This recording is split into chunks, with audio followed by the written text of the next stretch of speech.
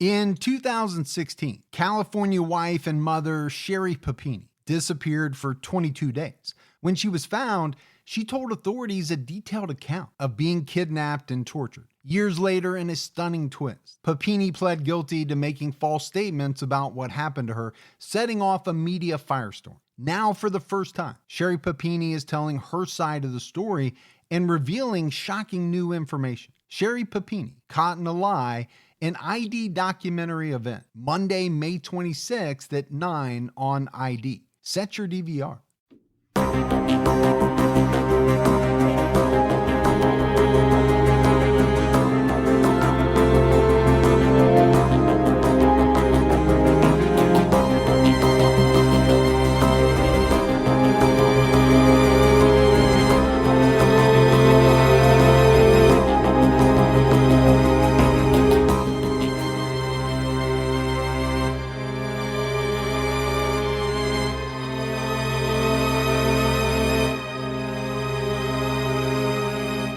Hello, everyone, and welcome to episode 187 of the True Crime All the Time podcast. I'm Mike Ferguson, and with me, as always, is my partner in true crime, Mike Gibson. Gibby, how are you? Hey, man, I'm doing good. How about you? I'm doing well. Yeah? I'm doing well. You and I just got done recording our weekly Patreon video and audio. We did. Which we put out separately. Yeah. This time a little different. It is. We spent pretty much the entire episode, and it was long. It probably went 30, 40 minutes. Right. Talking about what's going on in our country right now. We did. The social injustices, the racial injustices, Black Lives Matter. We talked about it all. We did. We laid it out there. And you and I knew we wanted to talk about these issues, but we didn't want to spend 30, 40 minutes on the beginning of a TCAT episode doing it. So we came up with the idea that we'd put it out on Patreon. Yeah. But unlike our other videos and audio that we do, this one is made available for anyone. Yeah. So any TCAT listener can go out, and I urge you to, if you want to hear, what we have to say on the subject, you can go to patreon.com/truecrimeallthetime, and this is unlocked. Anybody can either watch the video or listen to the audio. Right. It's there for you. We continue to have a tremendous amount of Patreon support and just support in general, Gibbs. It blows me away. Let's give some shout outs. We had Lindsay Serio. Hey, Lindsay. Laura. What's going on, Laura? Diana Jones. Hey, thanks, Diana. Andrea Lucescu. Ooh, Lucescu. That's what I'm going with. Yeah. Debbie Esquilant jumped out at our highest level. Like that, Esculent. Kayla Dawes. What's going on, Kayla? Ashley Zerkowski. Hey, Zerkowski. Carrie McGinty. What's up? McGinty sounds like a drink or something, or a beverage. Or an Irish pub. Ooh. You want to go down to McGinty's and get a pint? Let's go to McGinty's. And Bjorn Vall. Hey, Bjorn Vall. Carrie. What's up, Carrie? Sean Sauls. Hey, Sean. Jana Hart. What's going on, Jana? Miss Princess Jess. Hey, Miss Princess Jess. There's no R's in there. It's all W's. Yeah. Makes it kind of hard to say. It does. Amanda Gross jumped out at our highest level. Hey, Amanda. Carolyn Murphy. Hey, thanks, Caroline. Barb Hodges. What's going on, Barb? Barbara Klein. Thank you, Barbara. Dora Turgeon. Hey, Turgeon. Christine Ross. Thank you, Christine. Tracy. Hey, appreciate that, Tracy. Leslie English. Hey, Leslie. Hope and Sean Copeland. Hey, what's up, Copelands? And last but not least, Chris Wow. jumped out at our highest level. Thank you, Chris. Then if we go back into the vault, Gibbs, this week we selected Alyssa. Just like that. Hmm? Just Alyssa. Been with us a long time, big time supporter. We really appreciate it. We had some great PayPal donations as well. Peter Prehar. Hey, Peter. Lisa O'Neill. Thanks, Lisa. Donnie Reed. What's going on, Donnie? Daryl Hassel. Hey, Daryl. And Elijah Diefenbach. Hey, Diefenbach. So just amazing support all the way around. Yeah, amazing. Gibbs, right now we have an episode out on True Crime All the Time Unsolved. We're talking about the murder of Krista Bramlett. Yeah. So we're headed down to Tennessee. We'll be in Tennessee a little bit in this episode as well. I know this is one of those unsolved cases that it's very close to being solved, potentially. Right. There is a suspect, there's DNA. This case goes back quite a ways. But for people that don't like the unfinishedness, if that's the right word, of Unsolved, I think they'll like this episode I think so, because too. there's a very real suspect that is getting ready to go to trial. Yeah, there's a sense of finality. But technically right now it's still unsolved. It is. All right, buddy, are you ready to get into this episode of True Crime All the Time? I am. We're talking about Steven Ray Thacker, a man who callously and savagely murdered 3 people in 3 different states in a spree that spanned the end of 1999 into 2000. So it was kind of during the Y2K madness or worries or hysteria or whatever you want to call it. I remember the hysteria on Seinfeld. Over Y2K? Yeah, booking the hotel for the big New Year's Eve party. And it was over, do you book it for 1999 New Year's Eve? Or do you book it for 2000? Gotcha. I know on New Year's Eve 1999, Yeah. which going into New Year's Day 2000, I was at a hotel. Yeah. They had one of those parties, and those are always nice because you can drink and party and then just make it back to your room. That's all you got to do. Did you dance to Prince's 1999 song? I'm sure they played it. Yeah. I'm sure they did. I'm sure you danced to it probably too. But that was a big deal. I remember the company that I was working at the time. You know, we had these older computers. It wasn't a huge company. Yeah. It was like a big worry that all the records were going to be lost. Yeah. And, you know, everybody was scrambling to try to put in a fix. And What was going to happen the next morning? Everybody thought the world was going to cease to exist. yeah, it was scary for a lot of people. Now, I wasn't holed up in my basement with a stockpile. I wasn't that worried about Right. it, but there were a lot of people that were. There absolutely was. People thought the banks were going to all crash and go under. And Yep. yeah. So Steven Thacker, you know, this was a guy who suffered from a mental illness, and many people in his life said he had abandonment issues and was constantly seeking approval from those around him. Now, Gibbs, you know, people commit murders for a variety of reasons. We've probably covered most of them. You know, there's revenge, there's just being a sadistic bastard. I mean, Yeah. you name it, there's all kinds of reasons. Multiple. But I think that Thacker's reasons for murder, they're going to kind of shock people. Steven Ray Thacker was born in 1970. What were you, Gibbs, 15? 1970? Yeah. Well, you got to be so rough on me every time. You know, I was only 4 years old. You were man. driving, right? I was 4 years, man. I might have been driving, though, at 4 years. You might have been, knowing where you grew up. Yeah. Now, there is very little out there about his childhood and especially his mother. I know he had 2 sisters. His father was in the Air Force, and he got sent to Spain when Steven was only 2 years old. By the time Steven was 4, his parents had divorced, and his father was granted custody of Steven and his 2 sisters. And that's something that we just don't see all that often. No, it's kind of rare.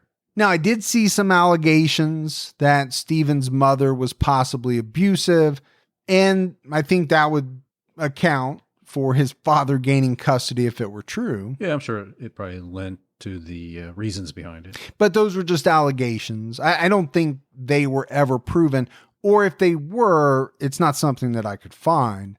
What I think is known is that Steven had very little contact with his mother in his formative years. His father remarried, but the woman he married had trouble with his children. And I mean trouble to the point where she gave Steven's father an ultimatum. She said, you know what? It's either me or the kids, but not both. Really? Yeah. That's rough right there, man. Now, I know there are people that don't like kids. I know there are people that never want kids. I get that. But when you marry a man that you know has 3 kids, to then later say, oh, wow, I thought I could deal with this, but now I can't. And it's either them or me. That's kind of rough. It is rough. I mean, who's going to choose? Well, I guess somebody could choose the spouse partner over their kids. Well, you know who's going to choose that? Steven's father. I know. Yeah. You're just saying, who's going to choose? Well, I'll tell you who's going to choose. Who's going to choose. Steven's father. Yeah. I don't know how you can sleep at night. I don't know how you move forward knowing that you said, you know what, I'm going to choose you. And those little guys will be all right. Well, here's my take on it. I don't think everyone's meant to be a parent. Yeah. There are some people that have children that either don't want them or find out later that they're not all that crazy about being parents. Now, that doesn't compute, right? To you and I. Oh. It doesn't compute to most people listening to this podcast, especially those that have children. Most parents would do anything and everything for their children. They would give up whatever they had to. They'd take a bullet, whatever cliche you want to use. That's what they would do for their kids. Right. But not Steven's father. No. And obviously there was something going on with his mother, because it's not like the father just dropped the kids off at the mother's house and said, you know what? I know I got custody, but I don't want it. I can't take care of them. I'm giving them to you. He took them to his parents' house. So I think that tells you, even though I don't know the details, definitely something going on with the mom. Yeah, for sure. So if we're keeping track of the rejection here, which I think is important to do in this case, Steven Thacker may have looked at his mother as rejecting him. I'm certain he had to have viewed what his father did. Oh, big time abandonment. Yeah, as a huge rejection, this abandonment. So Steven was raised by his grandparents. Relatives later testified that Steven was quiet, introverted, much like yourself. Yes. And you just proved my point with your one word yes answer. I just left it right there. Quiet, introverted. I am. But he was a very affectionate child.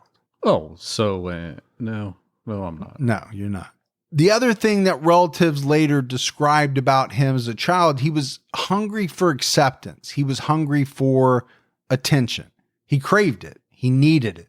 Well, when you don't get that, it's like anything. When you don't get it, you want it, Or if you don't have it and you get a little bit of it, you want more of it. If it gives you enjoyment. Well, and I think it all of this kind of goes together, and we'll talk about it probably as we sum up the case at the end. Right.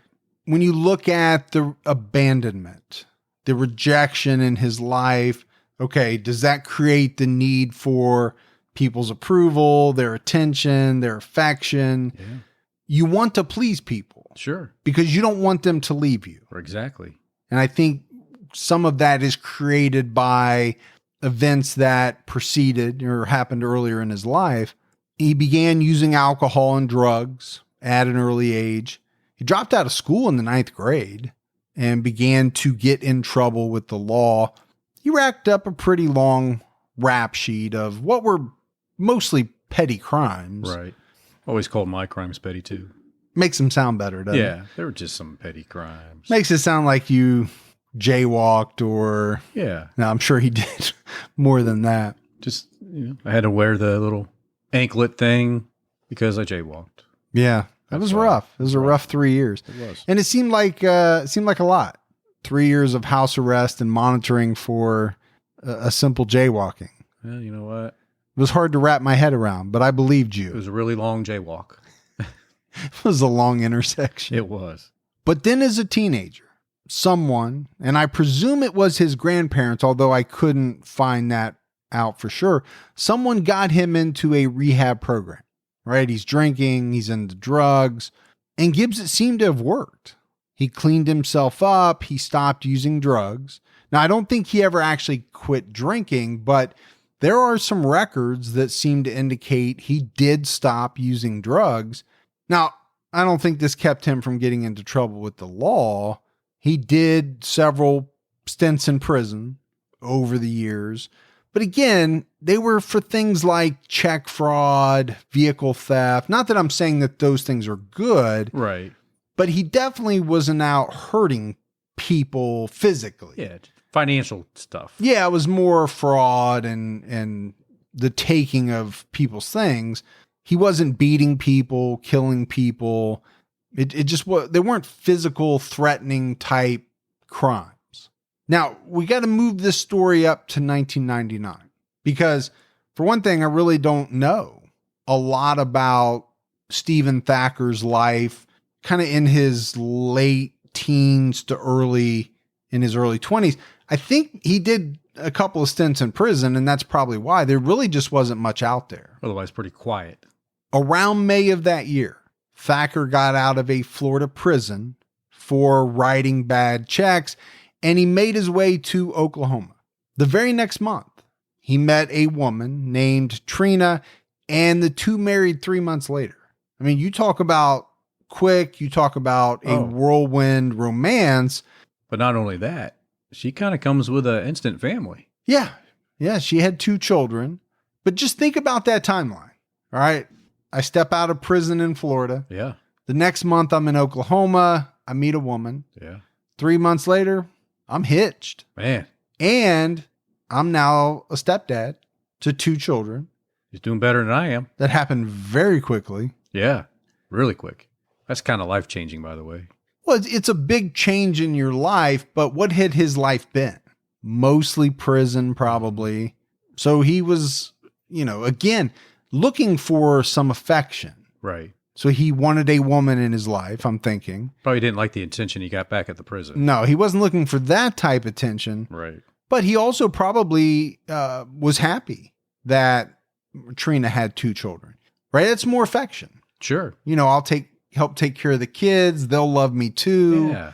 For somebody that craves that, it's all around you at that point. If I think you're doing good things. Yeah, I think he actually probably welcomed it. So the 4 of them settled into a mobile home in Chotoy, Oklahoma. Oh no. I know I'm probably Here's not saying that Oklahoma right. name that you're going to be. I know. Yeah. But that's what I'm going with. All right. Thacker had been working as a plumber's assistant. I don't know if you get the same amount of plumber's crack as an assistant. Oh, more. Or you get more Yeah. as an assistant than you do as a full-blown plumber? Absolutely. Oh, Yeah. okay. And when it comes to the crack, more plumber crack is given up by the assistant than the, So as you progress in your Yes. craftsmanship or whatever it is, you get to hike up the pants a little higher. Exactly. Yep. So, I did not know that. it's part of the game. But he got laid off from this plumber's assistant job. And then at some point, Steven Thacker was diagnosed by a mental health professional as bipolar. There are some reports that have him being diagnosed after his marriage to Trina. He may have been diagnosed before that as well. He was prescribed lithium, which Trina later said did help to level out his mood, which makes sense, right? That's why they prescribe a drug to you, because it's designed to help you in some way. Yeah. It make you better. You hope. But here's the problem. The drugs only work if you take them. And Steven wouldn't take the lithium. Well, we've heard this on, on other episodes we've covered where they decided that, you know what? I got these great meds. I know I'm supposed to take them, but you know what? I'm not going to take them anymore. When some people don't like the way that certain medications make them feel. Sure. You and I have talked to fans. Oh, yeah. About these types of things, right? Yeah. We have fans that are bipolar, have been diagnosed with different types of things, and we've heard it straight from them. They don't like the way that they feel on the medication. Yeah. It dulls, or it does something to make them feel sluggish, or they just don't feel like themselves. Yeah, and I've had meds like that before. I didn't like taking them, and I quit taking them because, you know what? The side effects. Erectile dysfunction. You can just say it. Can I just say that out loud? Just say it out loud. Nice. I just didn't like the side effects. No, I get it. And I'm how it made you feel. Joking about that. I'm not joking about mental illness. No. But we know that's a thing. Yeah. The medications are designed to work a certain way. And I think once they dial it in, they work pretty good. But there's no doubt there are side effects, and it can change your mood. It can change the way that you feel about yourself. So whatever it was, I don't have the particulars of what he didn't like about it, but he wouldn't take the lithium. So as Christmas approached in 1999, there's a lot, right, going on in Steven's life. He's got this new family, kind of an instant family. It happened very quickly. He's been diagnosed with a mental illness. He's not taking the drugs that have been prescribed for him. And he's not working. He's out of work, and he desperately wants to give his wife and her 2 kids, his stepkids, a good Christmas. Got to have money for that.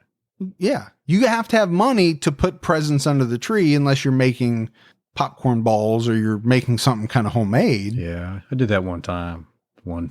Didn't work out well? No. Hey folks, did you know your phone is 10 times dirtier than a toilet seat? Now more than ever, it's important to keep items like your phone clean.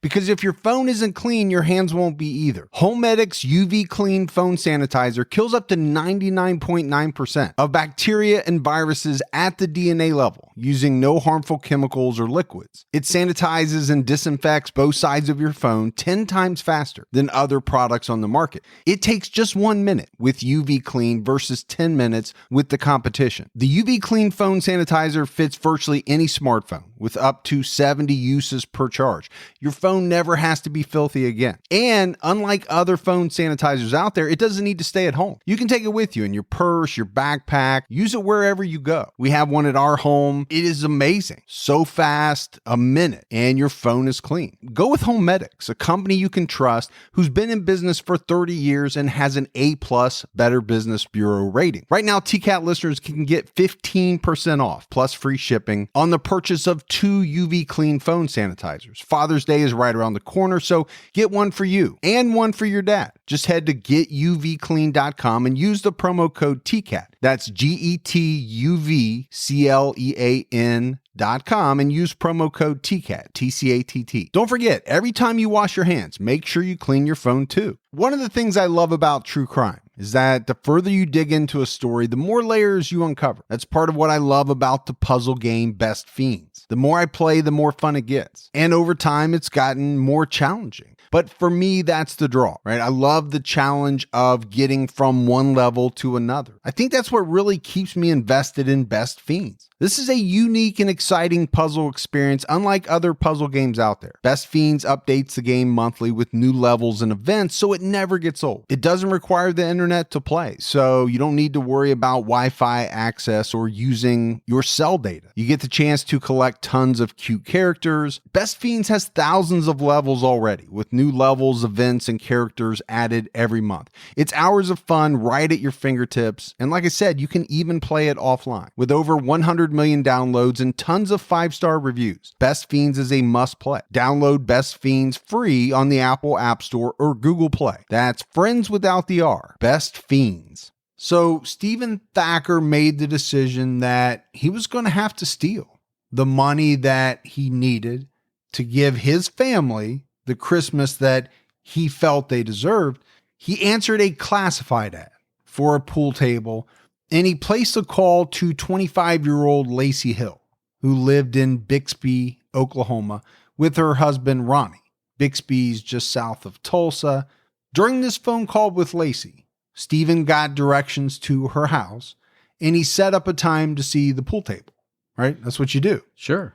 I'll be there by noon or whatever. Yeah. People do it all over the place every day. Yep.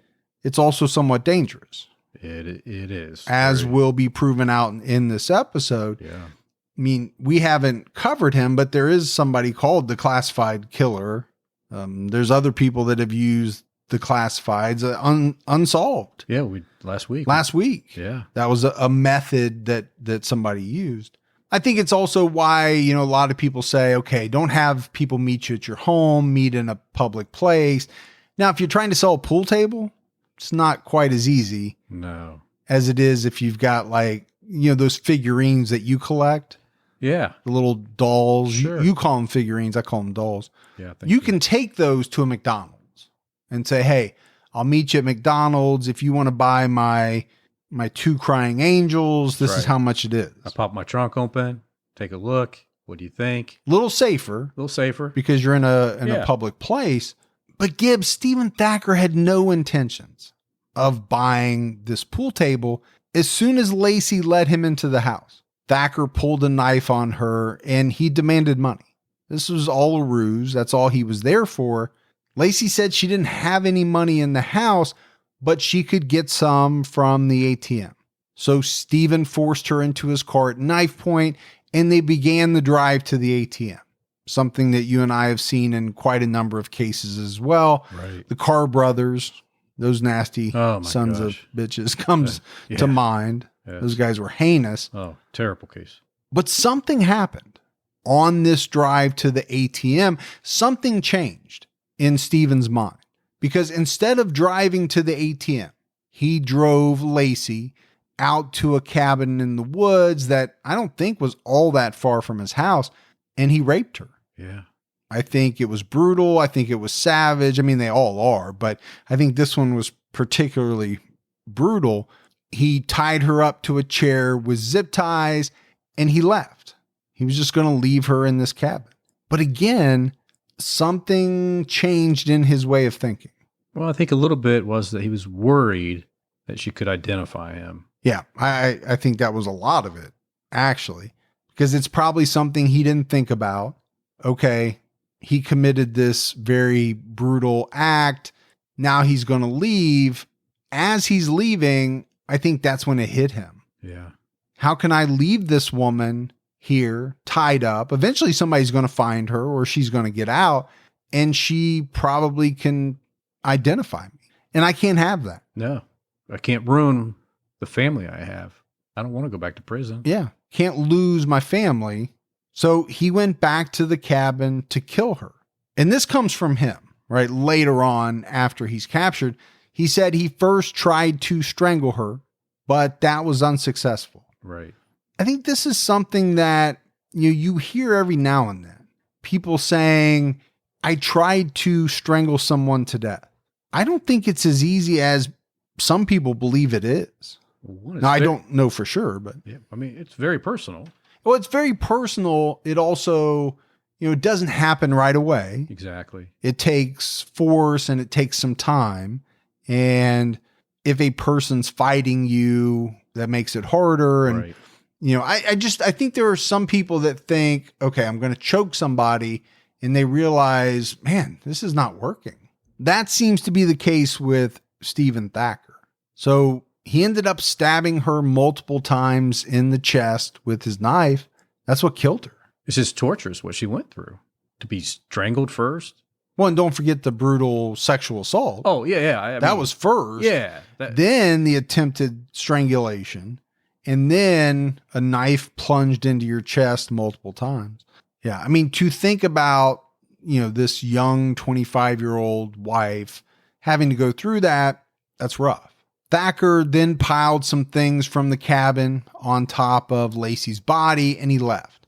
But he took her debit card, credit cards, and he used them to buy Christmas presents for his wife and his stepkids. Gibbs, this is a man who woke up Christmas morning, shared the holiday with his family. Yeah.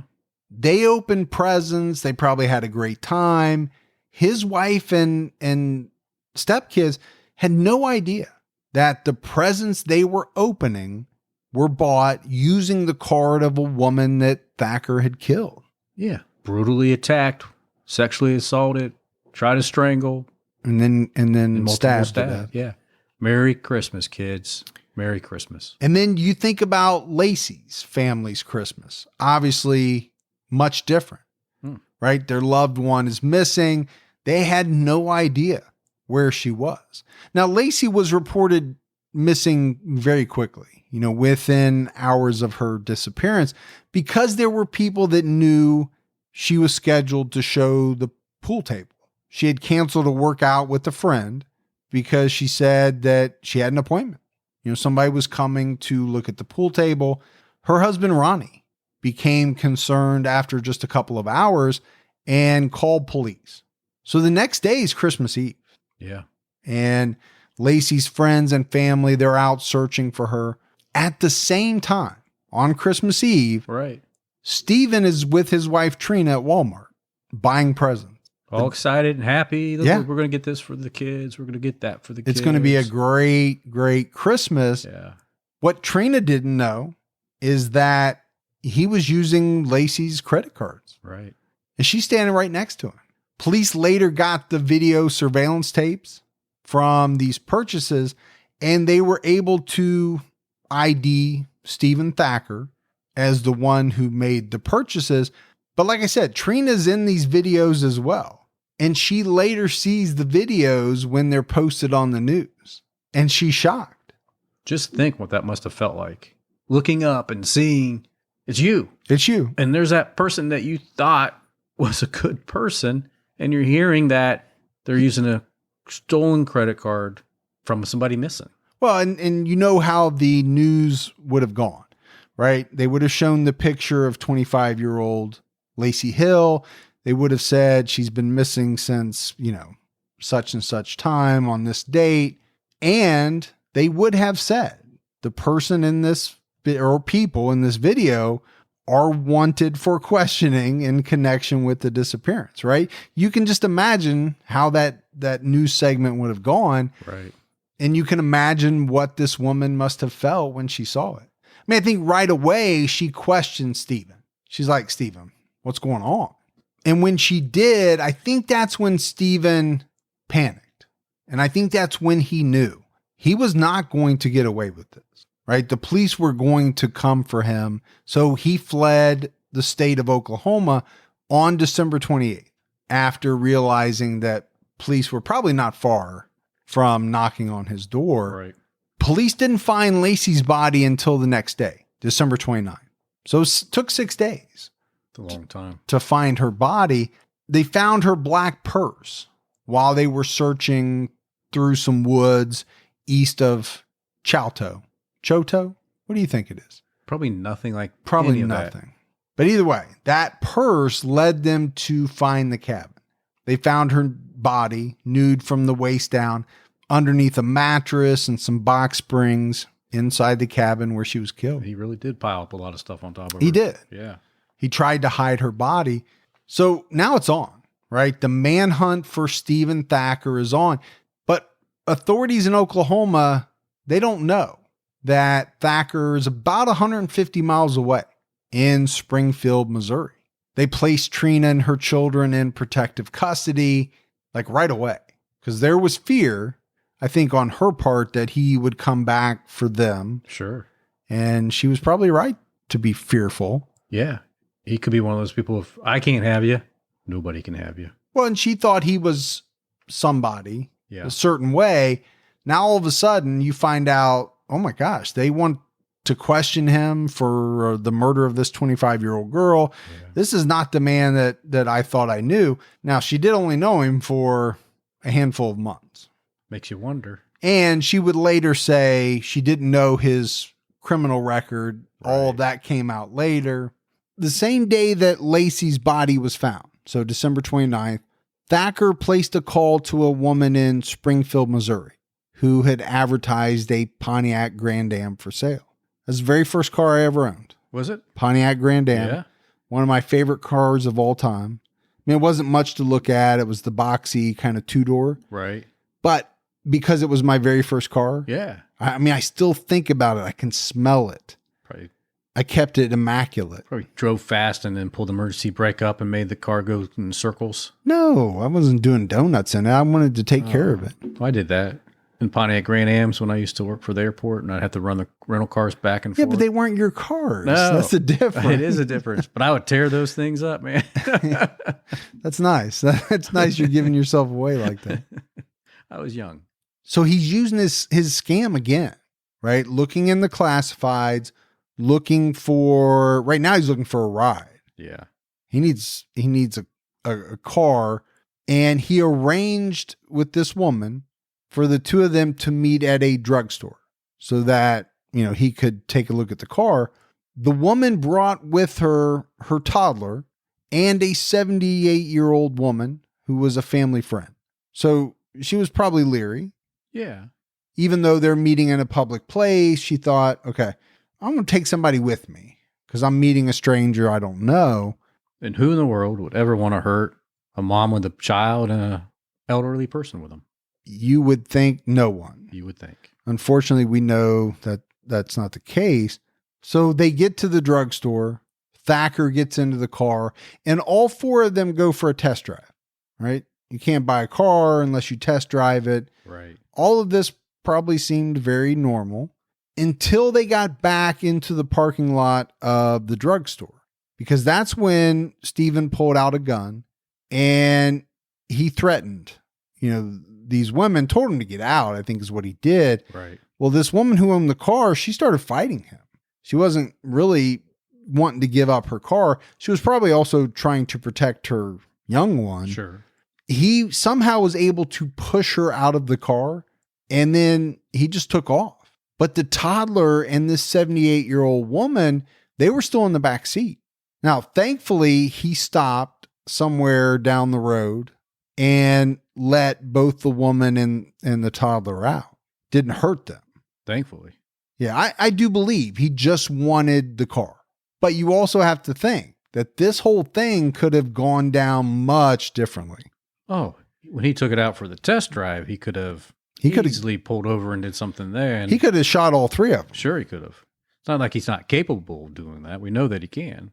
Yeah, he's already committed murder. He's going to commit more. That's why I say I think it was very lucky how this turned out. But this woman reported her car stolen, right? Said she got carjacked. Police are on the lookout for the car, and it didn't take them long. A deputy spotted the car. A high-speed chase broke out, and it ended with Thacker crashing the Grand Am. But somehow Gibbs, he was able to get away.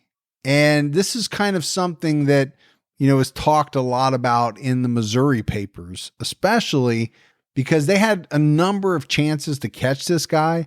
And for whatever reason, this reason or that reason, they just didn't, or they weren't able to. He was always able to elude the police. Huh? Yeah, they brought in 50, 60 officers to comb the area.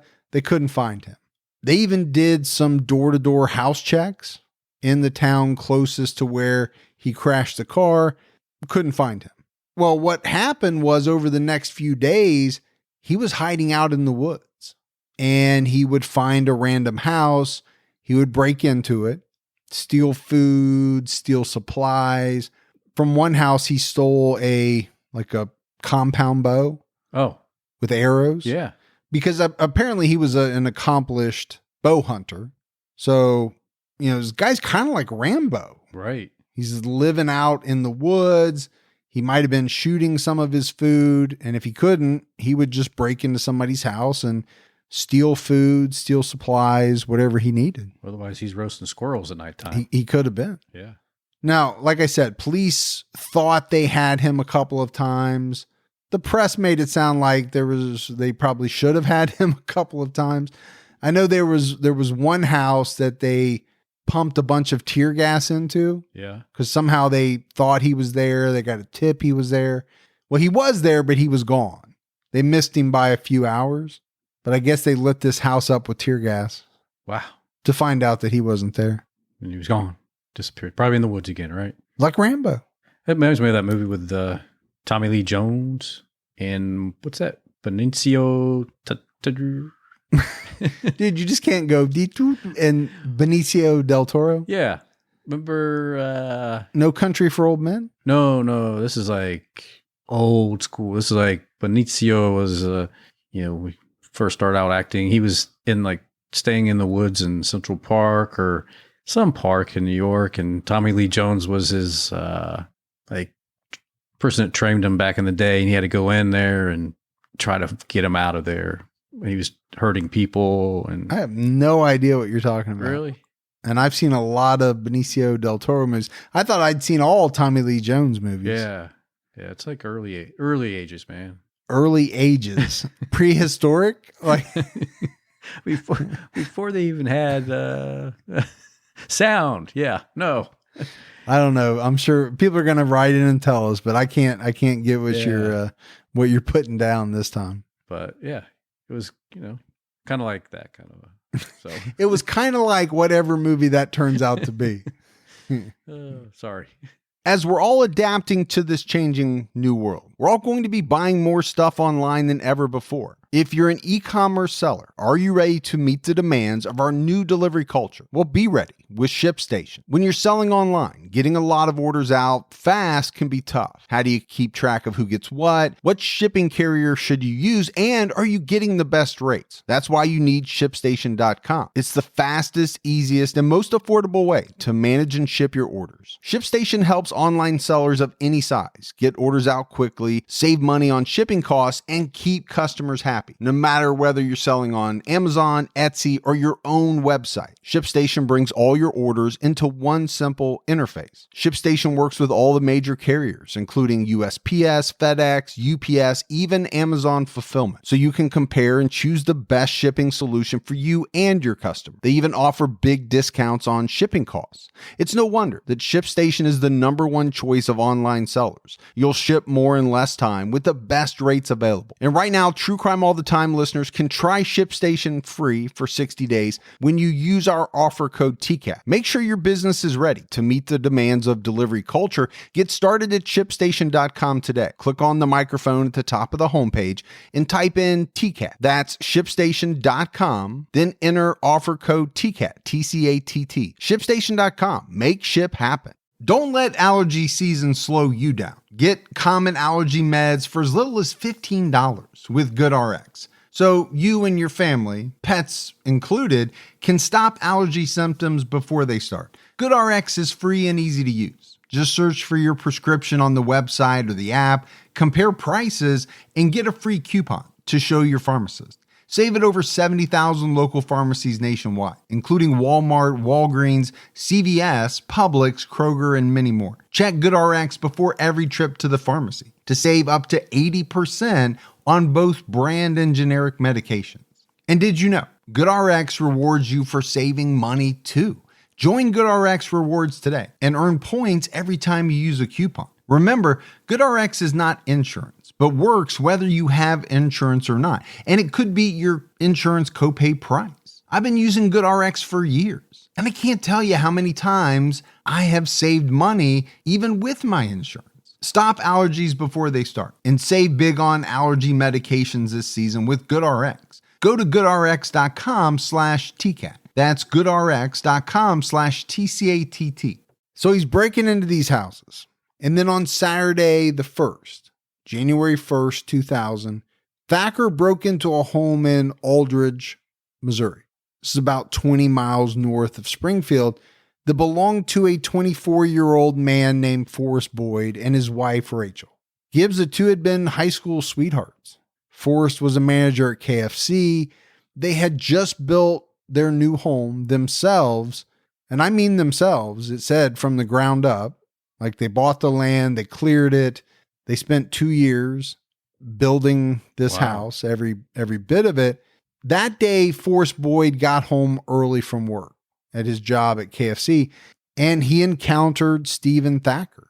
As Steven was trying to rob his house, Steven stabbed Forrest Boyd to death. His wife Rachel was out shopping when it happened, but she became concerned when she couldn't get a hold of her husband. So she called Forrest's sister, Dee, who went to the home, and she's the one who discovered him dead. Could not imagine. No, I know you and I talk about that every now and then. To find a loved one dead like that, and I'm not talking about, your grandmother who's 92 years old and passes away peacefully in her sleep. That's rough, enough. I'm talking about a young, vibrant person who's murdered, and then for you to walk in on that, right? That's the stuff of nightmares. Thacker took off in Boyd's 1985 Burgundy Oldsmobile Cutlass Sierra. Yeah, I had a 85 Oldsmobile Cutlass. Not the Sierra. No. I think the Sierra was a more compact, boxier thing. It was a 4-door too, I think.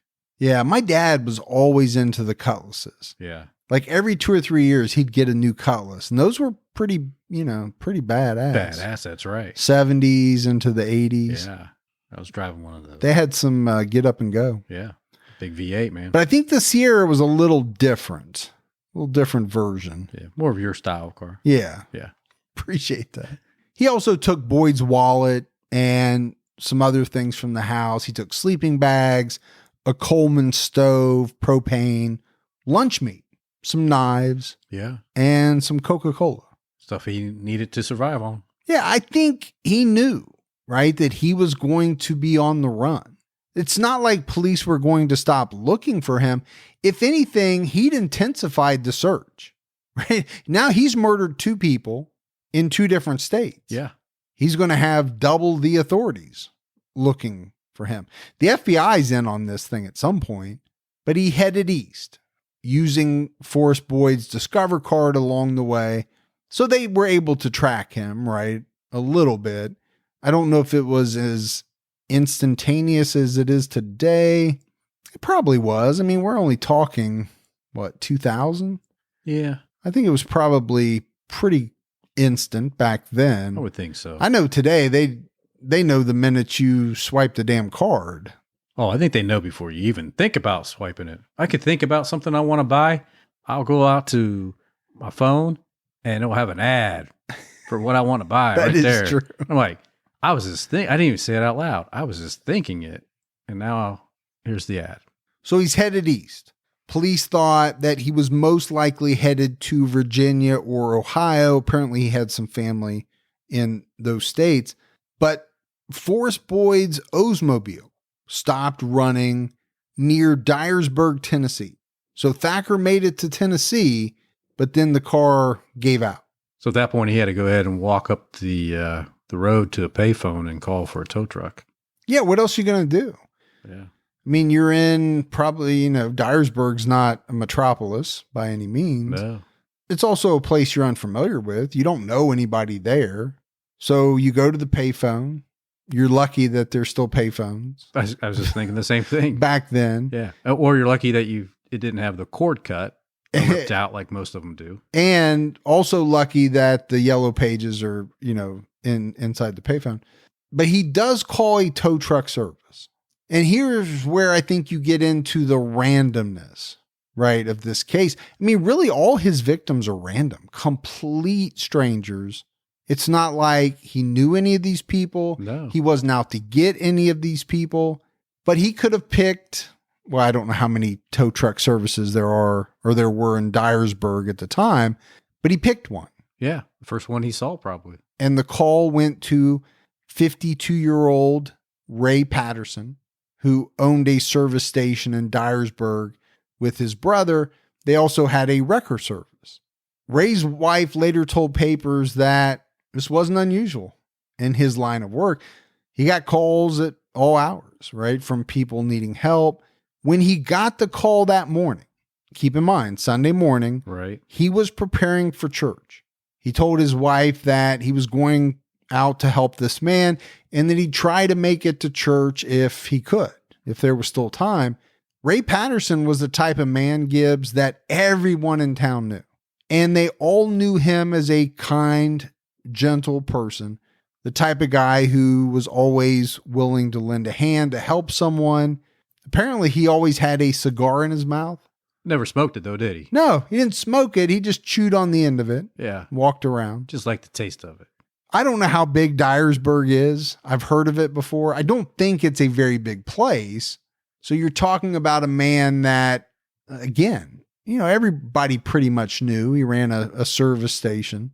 But not only that, it's not just that people knew him. They liked him. This was a good guy. And we're going to say that, Gibbs, probably later on, but we'll say that about all 3 of these victims. Right? We're not talking about people that are running a meth lab at odds with the drug cartel. These are just normal, everyday people going about their lives, doing the right things. There were no bad words said about these people, that they were into, anything illegal. They just happened to be in the wrong place at the wrong time and cross paths with a very bad guy in Steven Thacker. So Ray Patterson went out. He hooked up to the car and he towed it into the service station, right? He's going to make the repairs on it. But when Thacker tried to pay for the services, he did so with Forrest Boyd's stolen credit card, and the machine said that the card was stolen. Ray Patterson confronted Thacker, And that's when Steven stabbed Patterson to death. He took the man's wallet, which apparently had about $600 in it, and he took off in his wrecker, which had the Oldsmobile still hooked up to it. Yeah. Police found Ray's body later that day, and a witness said that they saw a man drive away in the wrecker with a maroon Oldsmobile attached to it. They also found out that the credit card that was used to try to pay for the services had been reported stolen. Wasn't too hard, didn't take them very long to connect the dots, right, to the wanted criminal Steven Thacker. So 3 murders in 3 different states. It's a real manhunt. It is. That's on for this guy because he's, traveling across the country killing people. Now, he would later tell police, quote, well, he wasn't going to give me my card back because I couldn't pay the bill, and I knew I was wanted in other states, so I just stabbed him and took off. Because it was the easier thing to do, is what he thought. That plus, I don't know, maybe he thought, what else do I have to lose? I've already committed 2. Right. So what's one more? What's one more? What else are they going to do to me? I don't know. I don't know what this guy was thinking. I don't know what he was thinking when he went to, Lacey Hill's house to try to rob her. Well, I do know what he was thinking. He was thinking I needed money for the presents. But when that didn't work out, I don't know how in the world he thought he was going to get away with, using these other people's credit cards, and that police weren't going to track him down. They weren't going to come looking for him. None of that made any sense to me. It doesn't. Just really not the smartest guy. No, I don't know. I don't think he was super intelligent. I also don't know how straight he was thinking, right? He's not taking his medications. I just don't know how well he's operating. Right. If that makes sense. Or at what level he's operating. Because it's not like he went to some little mom and pop shop that might have had one of those fake security cameras. He went to a Walmart. You're telling me that you didn't know in the 1999, 2000, Walmart surveils everything. They record it. I assume any place I go has a camera on me. Well, especially today. Yeah. But even back then, you would know. A store like a Walmart, a Target, any big outfit like that, they take loss prevention very seriously. Sure. Yeah. I know you work for a company up in Michigan that you had all those service stations that you managed, and you guys probably had cameras everywhere and probably had a protocol behind the tapes and everything that had to be, submitted or dropped every night or something like that. There was, but I'll be honest with you, because this was back in like the mid 90s. Yeah. The protocol was, and you kind of see this in movies and things, that there was a tape for every day. Yeah. And it was kind of, it's like that, what do you call it? Like time lapse recording. It was like a 24-hour recording. Yeah. And so every day you'd change the tapes at the same time, but every Monday you were recording over last Monday. Oh. So if something happened and the police didn't come within a week, you just recorded over it. That evidence was gone. Yeah. Yeah. It's probably changed since then. Oh, it's I'm all sure. hard drive now. Yeah. Today everything's all digital. I mean, we're talking, this was VHS tapes. Yeah. Back in the day. Yeah. Today everything's digital. But there's the cloud, whatever that is. However many teraflop shit. I don't know what it is, but there's so much data, and the cloud probably. Yep. But that does go to my point. It's getting harder and harder to get away with things. I mean, there are cameras everywhere. Sure. Now, how people are still doing it, I don't know. It's a mystery to me. Or how they think they can get away with it. Right. Well, especially all that facial recognition software everybody has. I mean, if they get a picture of your face, they can plug it in, social media accounts, all that. They're eventually going to find you if you're out there. You got to be out there. Now, I change my face every time I go into a store. I never make it look the same. I'll either blow my cheeks out or suck them in like a guppy or, I don't want to be the same person when I'm in a store. Throw them off. Dude, you're not even the same person throughout an entire episode. That's true. You change. That is very true. So Steven ditched the wrecker and he ditched the Oldsmobile that was attached to it in Dyer County. And then he stole a Pontiac 6000. There were some different reports on this. There were some reports that said he stole this car. There were some reports that said he traded the Oldsmobile in at some little car dealership for the Pontiac. So this is one of those that I've seen multiple reports in varying newspapers. So whichever one you believe, I don't think it matters all that much. I think what matters is the fact that police knew at some point later that day that they were looking for a Pontiac 6000. Either it had been reported stolen or they had figured out that, he had traded it in and gotten this Pontiac 6000. Because after that, it really didn't take Tennessee authorities that long to catch up with him. The Pontiac was spotted at a Super 8 motel in Union, Tennessee. He had registered under a different name, but police approached the room where this car was parked, and he came out carrying 2 trash bags. Police said that he had dyed his hair, but they arrested him. He gave up pretty easily, didn't put up a fight. So as you can imagine, all 3 states, Tennessee, Oklahoma, and Missouri, they were lined up to get their hands on Thacker. All 3 charged him with murder. It really was just kind of come down to who got to get him first, right? Well, I think so, yeah. Second, and then third. Now, Tennessee's the one that captured him, so technically they got him. Right. After Steven was arrested, his wife came out, told the papers that she was glad he was caught. And I think her quote was, "He can rot in prison now." Don't think she was happy with what he had done at all. No, I mean, her pictures plastered all over the TV, her standing at a Walmart buying Christmas presents with dead woman's bank card. Yeah, I think that adds an element to it. I mean, normally we're talking about, let's say, a wife or a husband that finds out that their spouse did something. Right. No, she had that aspect of it. Yeah. But she also found out that she was kind of part of it a little bit. She didn't have anything to do with the murders. But you know how people can perceive that too. I'm sure some people are like, she knew. There she is at Walmart. Right. Buying gifts. She knew he wasn't working. Where'd he get that card? How is he paying that bill? Yeah, I'm sure there were people that said that or whispered that behind her back. Yes, I'm sure she was really pissed at him. Yeah, she was mad that he had involved her in any way. Yeah. Well, not to mention the fact that she thought she knew who he was and he turned out to be a totally different person or capable of something that she was not aware of, I guess. Yeah. So I mentioned that it was Tennessee that captured him. So they got him first. He was tried and convicted in February 2002 for the murder of 52-year-old Ray Patterson. The trial only lasted a week, and I think it was pretty easy for them to get a conviction, and he ultimately received a death sentence for that murder. Right. Then Oklahoma came calling. They wanted to extradite Thacker and put him on trial for the murder of Lacey Hill. Well, he fought it.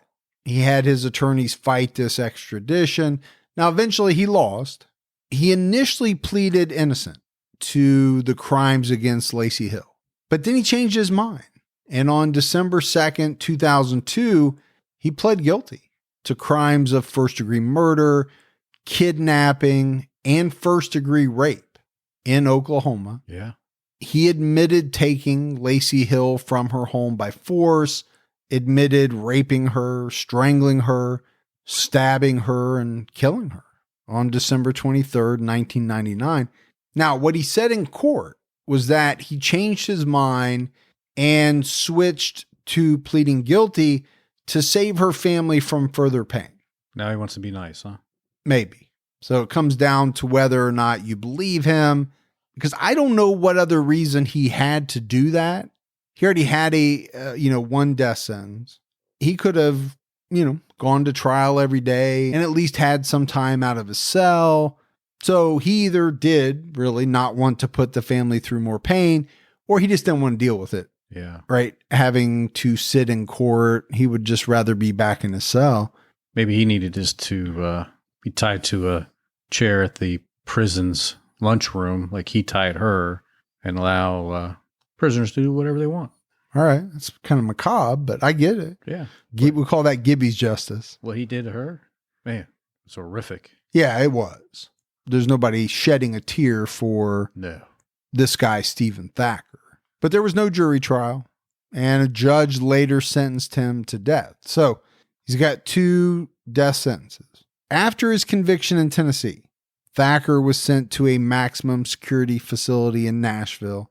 So that's where he spent, his time while his attorneys were going through the appeal process. Missouri didn't get their hands on him until September 2003. That's quite a while. Yeah, they had to wait quite a while. He was flown to Missouri from Tennessee. Wonder how that works. To stand trial. Yeah, I don't know. One of those Con Air. Yeah, like Con Air. Yeah. Or do they actually just buy a seat and put the marshal and him next to somebody? Like, that seems like there would be some liability there. I would think so too. Yeah. I don't want to be on a commercial flight with this guy. Yeah. But who knows?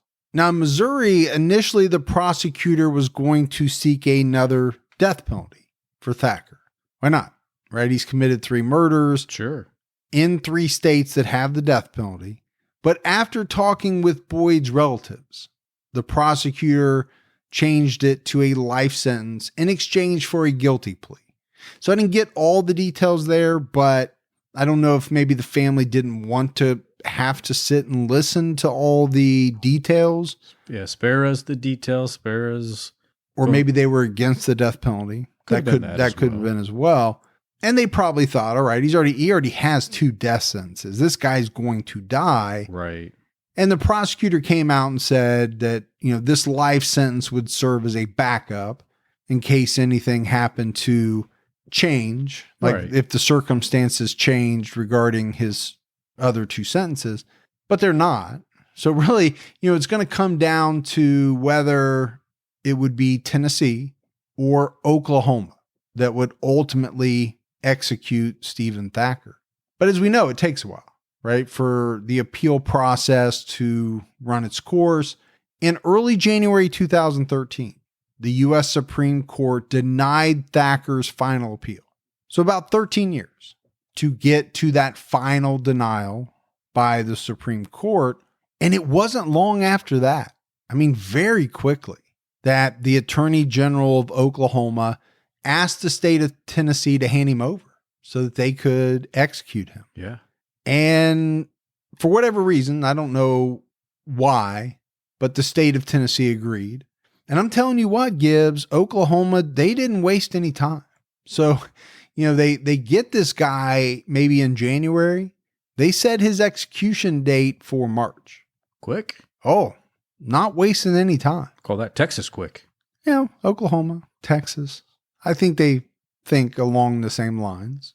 I don't think they're as prolific as Texas, but yeah, I did see somewhere where the number of people executed in Oklahoma is pretty high. Yeah. Not Texas high, but it's pretty high. Pretty high. Yep. They also don't have the same population. Well, that's true too. As Texas does. But so we have to talk about Steven Thacker's final meal.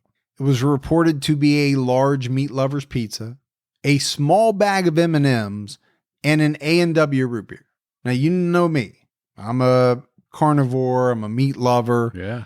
So I'm fine with a meat lover's pizza. You've been all over that. I'm all over that.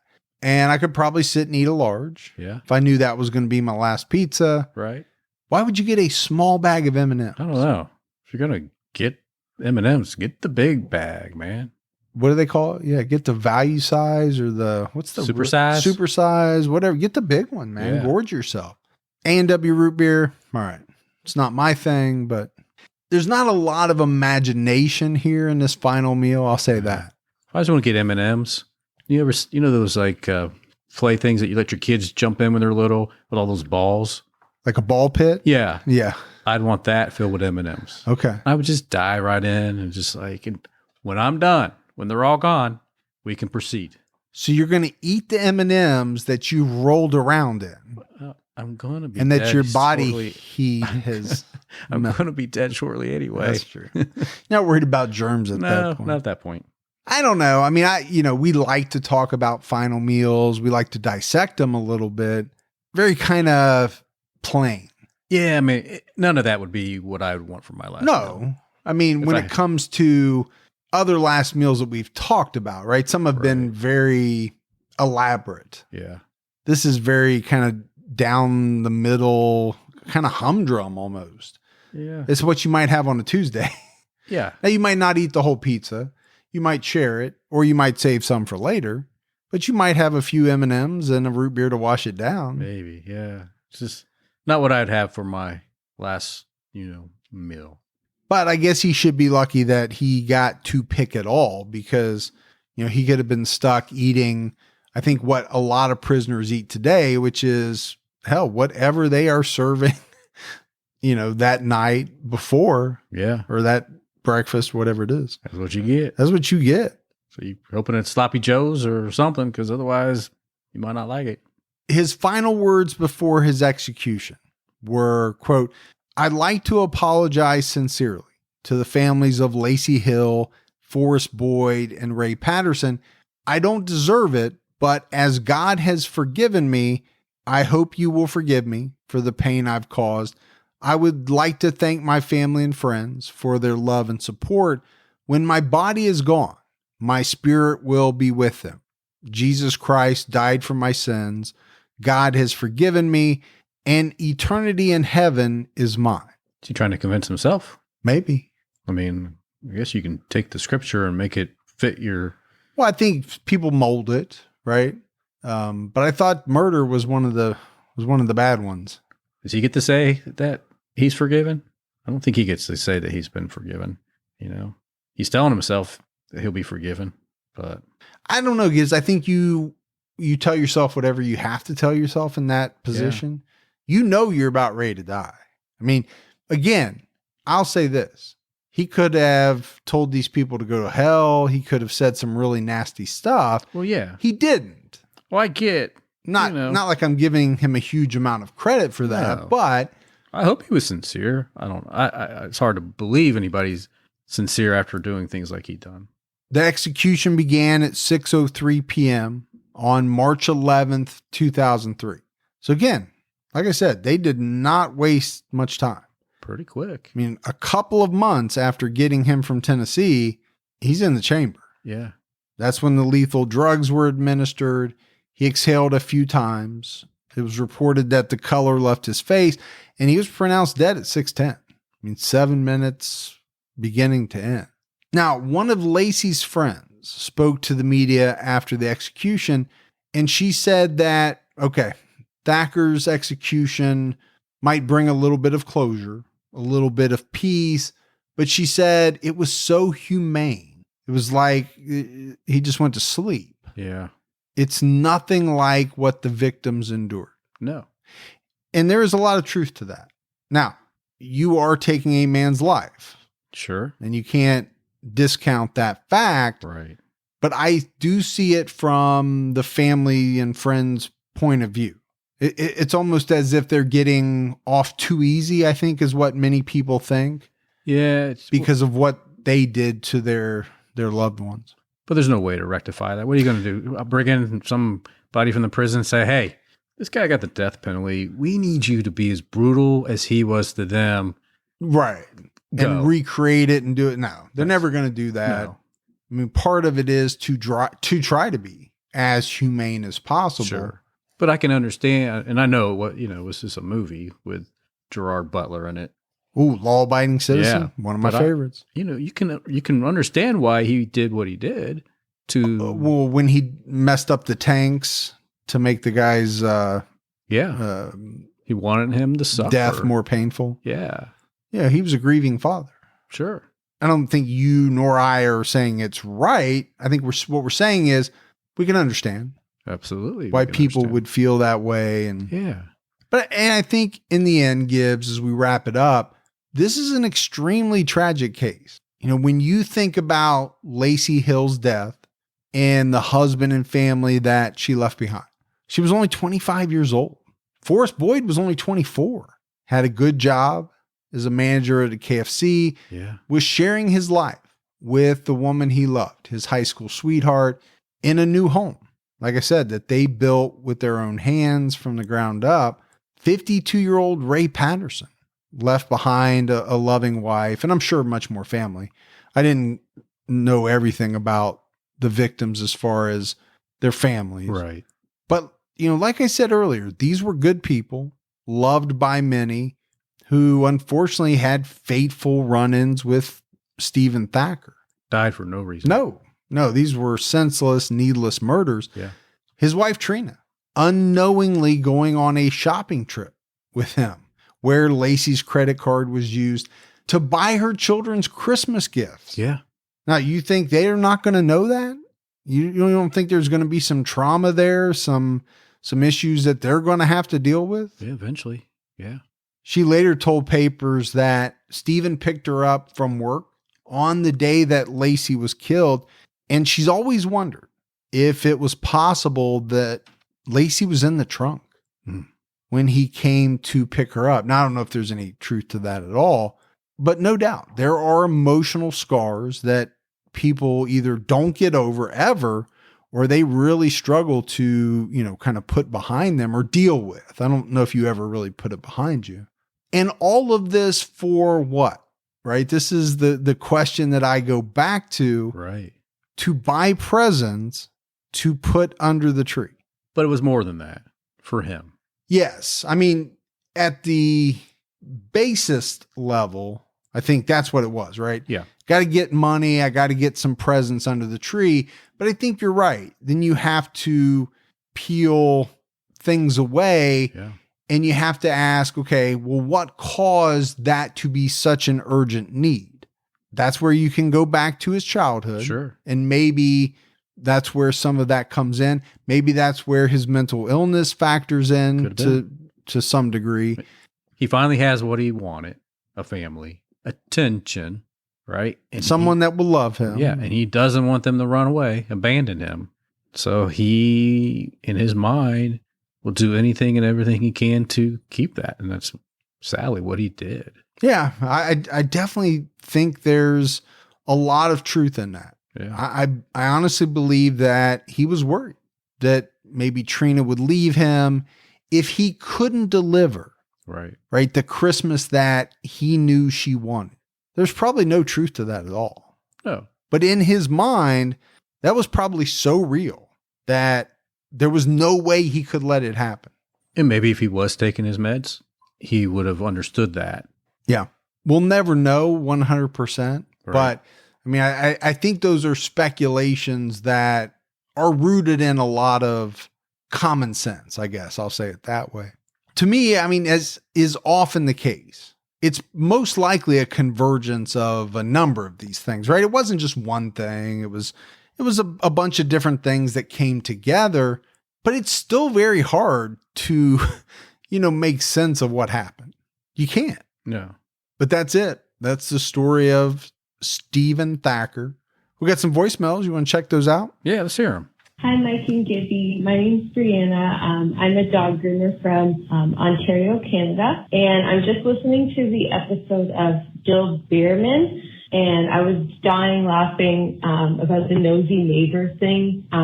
My neighbor and I, she was across the street from me, and we were constantly looking out our window, calling each other when things are going on, when there's cops on the properties and stuff around us. We have our eyes constantly on the street. So anyways, I just wanted to say hi. Love your podcast. Keep doing what you're doing and keep your own time ticking. Thanks. Hey, good day. Ontario. Well, we appreciate that. Yeah. But I'll say this is kind of the neighbors you want. Yeah, you do. You want the neighbor that's looking out. Now, you don't want the one that's looking in your window. No. Peeping. Well, what you want is the one that's keeping an eye on for, out for bad stuff. They look at my window, they probably won't look back again. That's a one-time only deal. Yeah. Yeah. Good thing I'm not up in Ontario then. But hey, the borders are closed anyhow. I can't even get into Ontario if I wanted to. Dude, you can't get into Ontario when the borders are open. That's true. They still have that on my passport, don't they? Yeah. Good morning, Mike and Gibby. My name is Chris Salzman. I was turned on to your podcast by my husband. His name is actually the same as mine. His is Chris Salzman, too. He was traveling from Vermont to Georgia to see his daughter, and listened to it all the way down. Came back and said, you got to listen to this. You know, the guys are really funny, especially Gibby.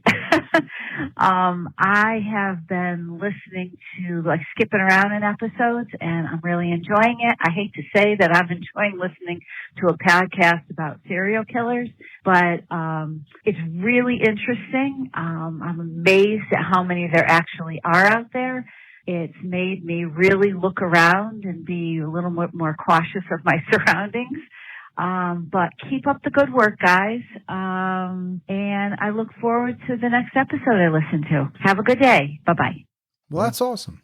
And you always say, keep your head on a swivel. Always. Yeah. You imagine having the same name as your wife? No, but I could. You know, that'd be weird. Packages show up. Well, yeah. So that would be tough. Somebody calls on the phone. Yeah. Back when we had an actual landline. Okay. You're going to have to ask which one you want. Exactly. You want this version or the you want female Chris version? Or Chris? Yeah. Well, let's be fair. It was his name first. She married him and got the last name. Well, I was going to say, I'm pretty sure they had the first name at the, yeah, from the very beginning. I mean, from the last very name. beginning. I watch her call back and go, no, I had the same last name too. And that's a whole another, I've seen that happen. You know, yeah. With more common names like Johnson or Smith. Or just happen to marry somebody with the name Johnson or Smith. Hi, Mike and Gibby. This is Elizabeth calling from Illinois without the S again. I actually called and started to leave a message and then got really out of breath because I was super nervous about it. So you can just go ahead and delete that one. But I wanted to let you guys know that I love your podcast. I've actually been binging it since the stay-at-home order was established, and just finally got to the first episode of the Ed Gein case. And I wanted to call in and let you guys know that my grandfather was one of the police officers that dealt with his transport, I think, between a courthouse and a prison or something like that. And he, kind of like the people that they interviewed that were his neighbors, said he was just like the nicest guy. So thought that was interesting. Keep up the good work and keep your own time ticking. You know, I kind of think Ed probably was, I'd say nice, but someone you could talk to. I think he was jovial in some respects. That too. But, you know, he obviously snowed people. Yeah. He snowed police. He sat at the bar and drank with them. They liked him. I think he was one of those type of guys that could get your attention because he was so big. It's not like you're going to miss him. Yeah. And it's probably a little, kind of like, I want to know that guy. Look at him. He's big. He's interesting when he opens his mouth. He did speak well. I thought he spoke well. Oh, he was well spoken. He was intelligent. Yeah. But when you find out what he did, you're like, man. Oh, sure. Yeah, you can't go along with that part. But, I think there are a lot of serial killers that are like that, though, right? They learn how to blend in. Sure. They're chameleons. So they can sit with most people and talk about this or that because they've honed that skill, I think, over time. Probably be really good salespeople. Yeah, probably. Hey, Mike and Gibby, Matt from Connecticut.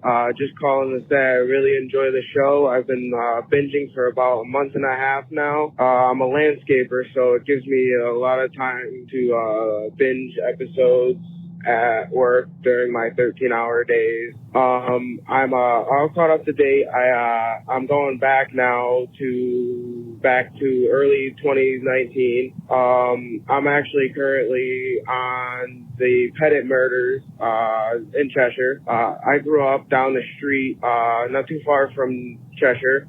And I remember hearing about this when I was a lot younger. I actually grew up down the street from a store that was owned by Dr. Pettit's brother. And I just remember going in and hearing stories about it. And it hit my town very hard. It hit the whole state very hard, I remember. I also have a suggestion for another episode on the Donna Lee Bakery murders. I just found out about it. It happened in New Britain in 1974. And all I know is there were 6 people murdered. I didn't look too much into it. I was hoping you guys give a little look into it and see more into it. Yeah, so stay safe and keep your own time ticking. Well, we will definitely take a look into that case. Yeah, the Pettit murders, those were brutal. That was tough. That was a tough case to cover, and you can imagine how, like he said, how hard it hit that area. Yeah. Man, just him talking about it and bringing it back up again, man, makes my stomach not feel good. I know. You get a little queasy. I do, man.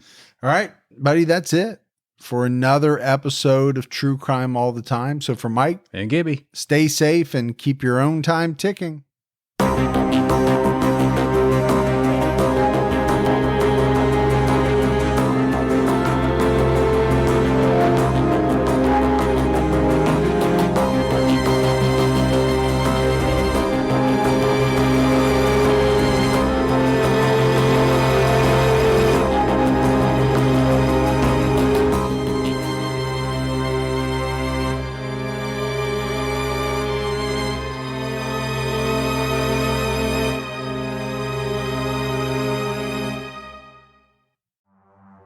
In the early hours of December 4th, 2024, CEO Brian Thompson stepped out onto the streets of Midtown Manhattan. This assailant pulls out a weapon and starts firing at him. We're talking about the CEO of the biggest private health insurance corporation in the world. And the suspect, he has been identified as Luigi Nicholas Mangione, became one of the most divisive figures in modern criminal history. It was targeted, premeditated, and meant to sow terror. I'm Jesse Weber, host of Luigi, produced by Law and Crime and Twist. This is more than a true crime investigation. We explore a uniquely American moment that could change the country forever. He's awoken the people to a true issue. Finally, maybe this would lead rich and powerful people to acknowledge the barbaric nature of our healthcare system.